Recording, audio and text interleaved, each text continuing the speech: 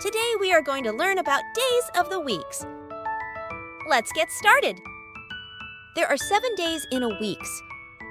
5 of those days are called weekdays.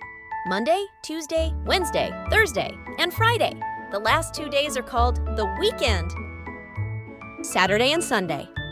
Let's practice. The days of the weeks. Monday, Tuesday, Wednesday, Thursday, Friday, Saturday, Sunday. Did you know we can also abbreviate the days of the week? Like this. Very good.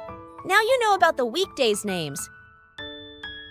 Subscribe for more videos. Bye-bye. See you later.